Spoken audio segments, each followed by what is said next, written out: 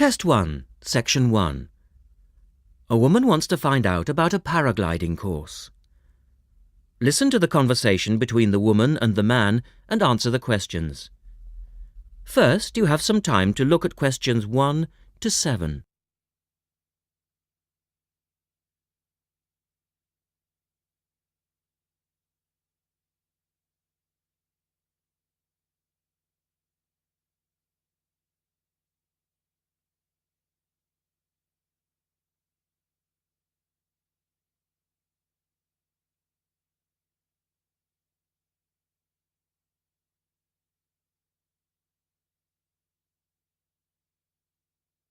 You will see that there is an example which has been done for you. On this occasion only, the conversation relating to this will be played twice.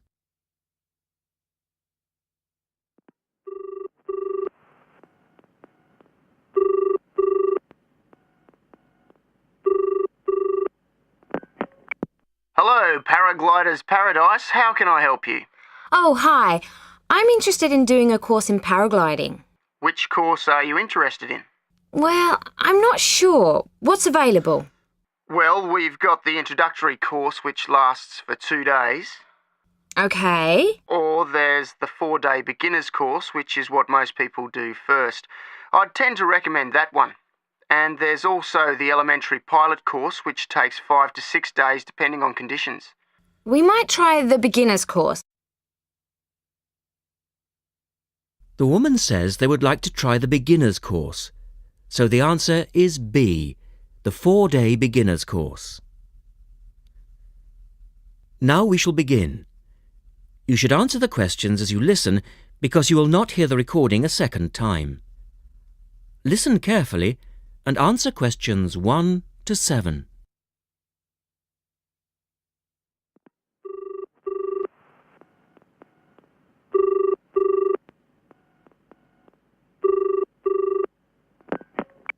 Hello, Paragliders Paradise. How can I help you? Oh, hi. I'm interested in doing a course in paragliding. Which course are you interested in? Well, I'm not sure. What's available? Well, we've got the introductory course which lasts for 2 days. Okay. Or there's the 4-day beginner's course, which is what most people do first. I'd tend to recommend that one. And there's also the elementary pilot course, which takes 5 to 6 days depending on conditions. We might try the beginner's course. What sort of prices are we looking at?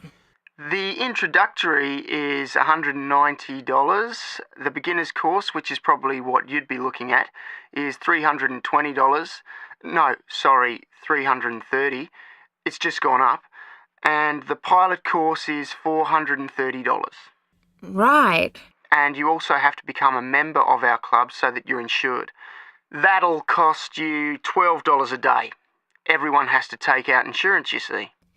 Does that cover me if I break a leg? No, I'm afraid not. It's only third party and covers you against damage to other people or their belongings, but not theft or injury. You would need to take out your own personal accident insurance. I see. And what's the best way to get to your place? By public transport, or could we come by bike? We're pretty keen cyclists. It's difficult by public transport, though there is a bus from Newcastle. Most people get here by car, though, 'cause we're a little off the beaten track. But you could ride here, okay? I'll send you a map. Just let me take down a few details. What's your name? Maria Gentle. And your address, Maria? Well, I'm a student staying with a family in Newcastle. So it's care of... Care of Mr. and Mrs. McDonald. like the hamburgers? Yes, exactly. McDonald. The post office box address is probably best. It's P.O. Box 676, Newcastle. Is there a fax number there? Because I could fax you the information. Yes, actually there is. It's 0249, that's for Newcastle, and then 775431. Okay, now if you decide to do one of our courses, you'll need to book in advance and to pay when you book. How would you be paying? By credit card, if that's okay. Do you take Visa? Yes, fine. We take all major cards, including Visa. Okay then, Thanks very much. The girl is telling her friend about the course. Look at questions 8 to 10.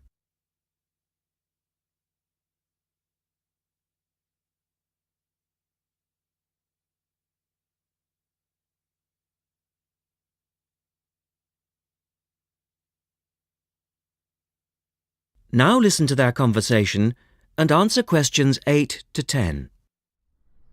Hi, Pauline. Hi, Maria. What's that you're reading? Just some information from a paragliding school. It looks really good fun. Do you fancy a go at paragliding? Sure. Do you have to buy lots of equipment and stuff? Not really. The school provides the equipment, but we'd have to take a few things along. Such as? Well, it says here, clothes, wear stout boots, so no sneakers or sandals, I suppose, and clothes suitable for an active day in the hills. Preferably a long-sleeve t-shirt. That's probably in case you land in the stinging nettles. It also says we should bring a packed lunch. We do not recommend soft drinks or flasks of coffee. Water is really the best thing to drink. We need to bring suntan lotion and something to protect your head from the sun. Okay, that sounds reasonable. And where would we stay? Well, look, they seem to operate a campsite too, because it says here that it's only $10 a day to pitch a tent. That'd be fine, wouldn't it? And that way we'd save quite a bit, because even a cheap hotel would cost money. Or perhaps we could stay in a bed and breakfast nearby. It gives a couple of names here we could ring. I think I might prefer that. Hotels and youth hostels would all be miles away from the farm, and I don't fancy a caravan. No, I agree. But let's take a tent and pray for good weather. Okay, let's do it. What about next weekend? No, I can't. I'm going on a geography field trip. And then it's the weekend before the exams, and I really do need to study. Okay then, let's make it the one after the exams. Fine, we'll need a break by then. Can you ring and let me know if you can find out some... That is the end of section 1. You now have half a minute to check your answers.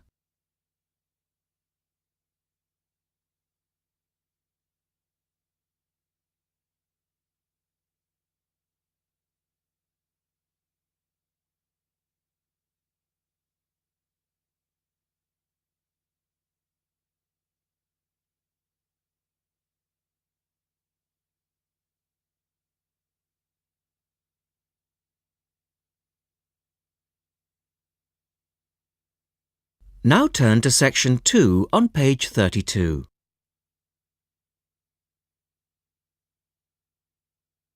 Test 1, section 2. You will hear a reporter talking on the radio about old racing cars. First, look at questions 11 to 16.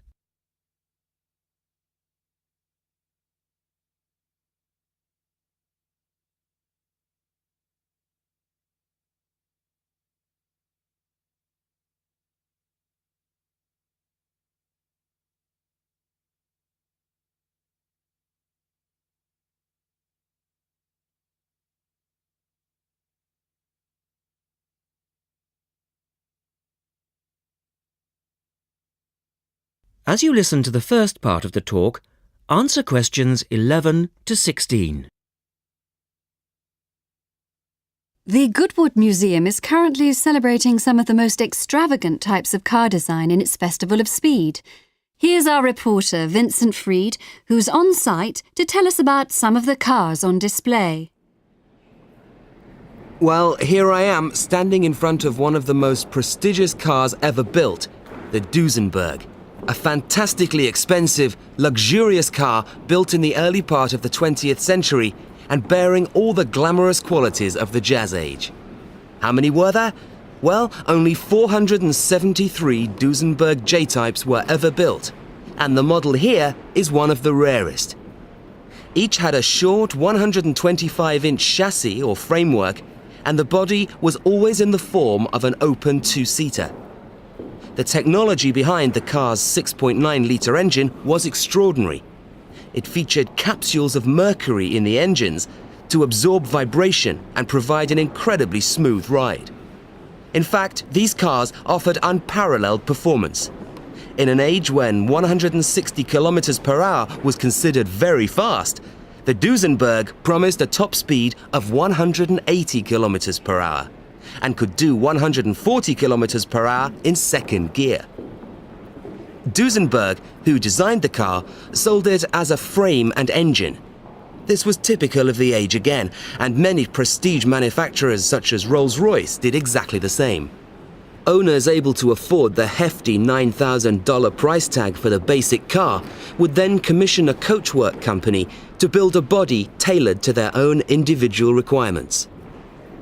The Duesenberg's great attraction for the driver was its instrument panel, which offered all the usual features but also several others, including a stopwatch. It was the Duesenberg's technology that lay behind its success as a racing car, and they dominated the American racing scene in the 1920s, winning the Indianapolis Grand Prix in 1924, 25, and 27. Now look at questions 17 to 20.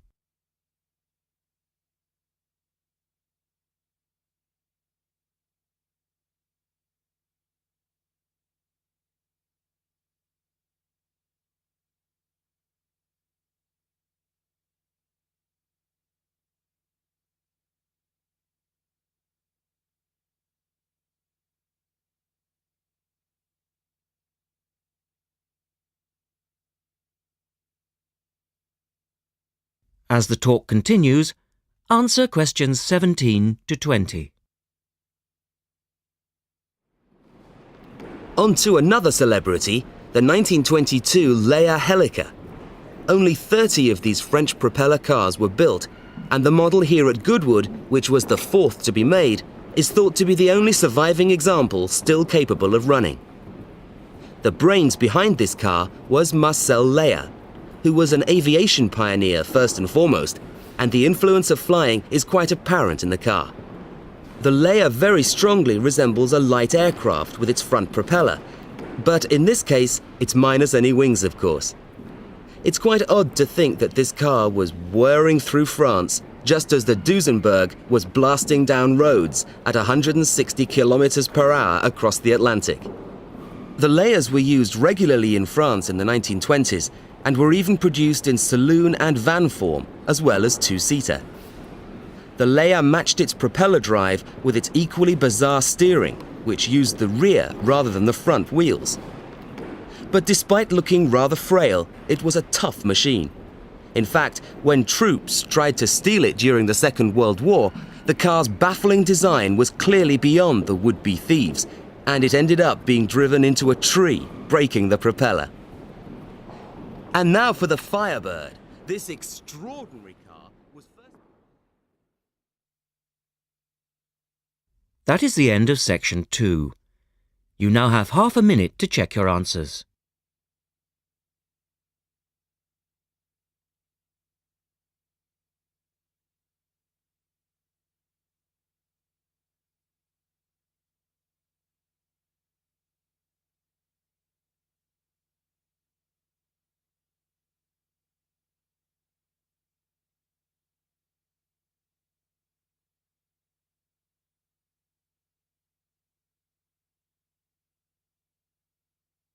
Now turn to section 3 on page 33.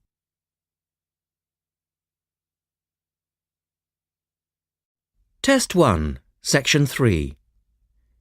In this section, you will hear a discussion between two students, Rosie and Mike, and a university tutor. In the first part of the discussion, they're talking about a survey they have conducted on local entertainment. First, look at questions 21 to 26.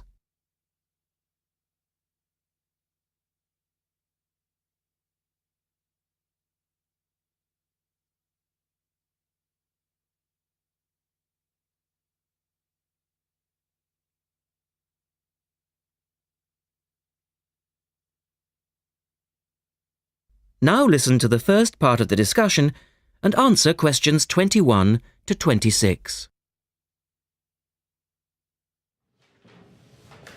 Good morning, everyone.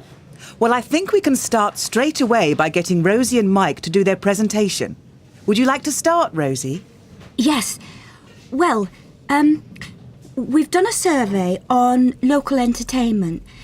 Basically, we tried to find out how students feel about the entertainment in the town and how much they use it. Yes, so we've called our project Out and About. Yes, that's a good title. Out and About. We wanted to find out how well students use the entertainment facilities in town, whether they get to see the latest plays, films, that kind of thing. Now, we have our own facilities on campus, of course. Oh, yes.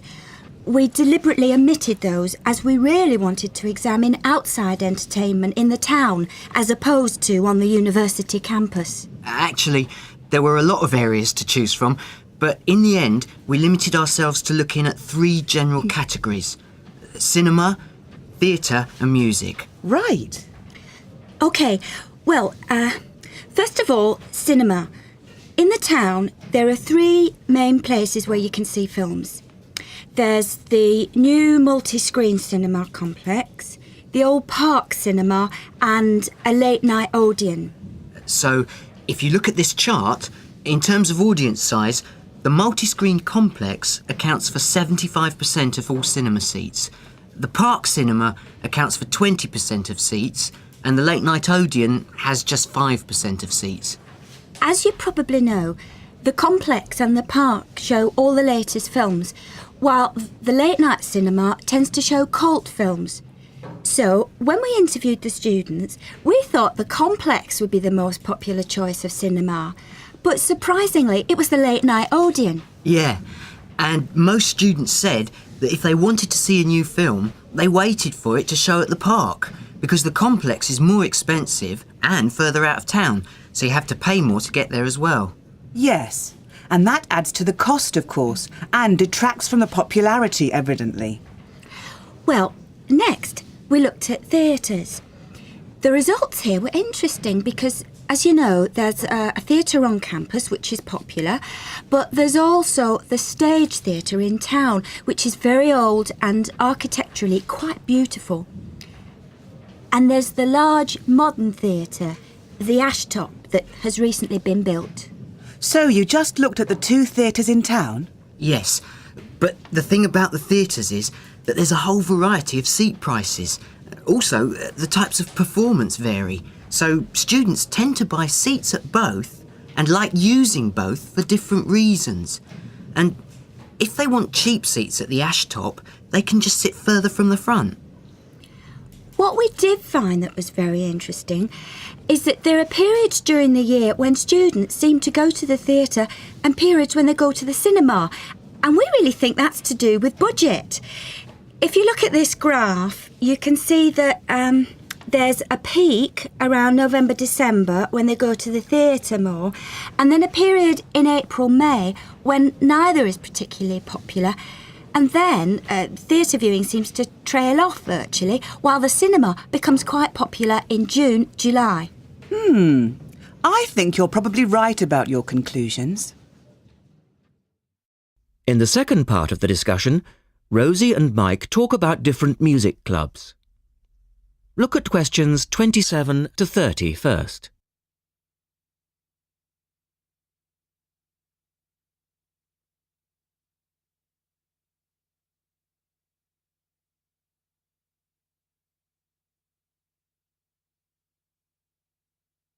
As you listen to the discussion, complete the chart about the different music clubs. Some answers have been done for you. Listen carefully and answer questions 27 to 30.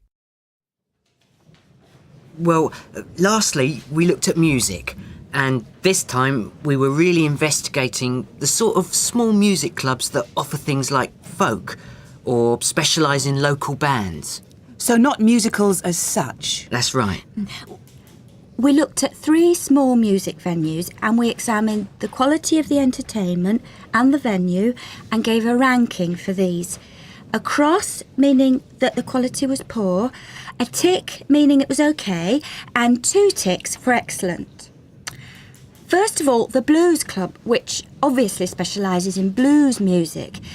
This was a pretty small place and the seating was minimal, so we didn't give that a very good rating. No, we don't recommend that one, really. Then the Sansu, which plays a lot of South American music. It was a big place, very lively, good performers, so 2 ticks for that one. The Pier Hotel is a folk venue, a good place for local and up-and-coming folk artists to play. Not the best of venues, as it's in a basement and a bit dark, but the quality of the entertainment was reasonable and the lighting was very warm, so we felt it deserved an average rating.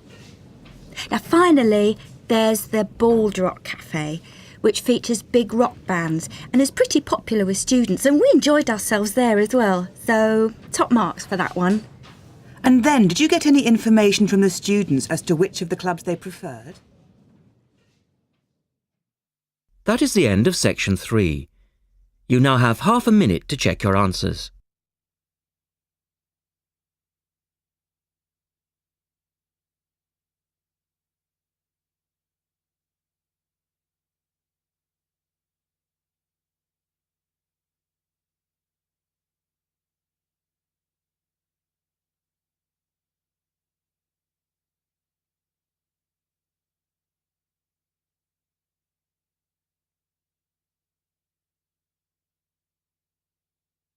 Now turn to section 4 on page 35.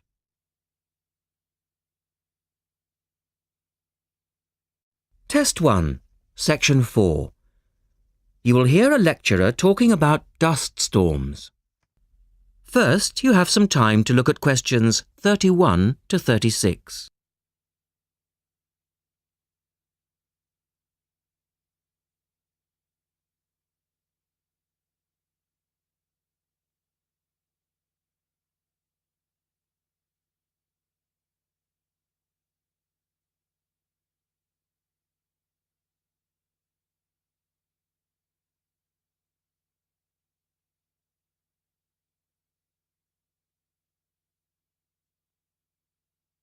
Now listen carefully and answer questions 31 to 36. In the last lecture, we looked at the adverse effects of desert dust on global climate. Today, we're going to examine more closely what causes dust storms and what other effects they can have.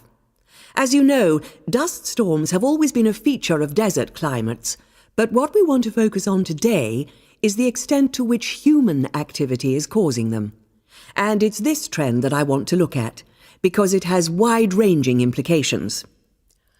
So, what are these human activities? Well, there are 2 main types that affect the wind erosion process, and thus the frequency of dust storms. There are activities that break up naturally wind-resistant surfaces, such as off-road vehicle use and construction.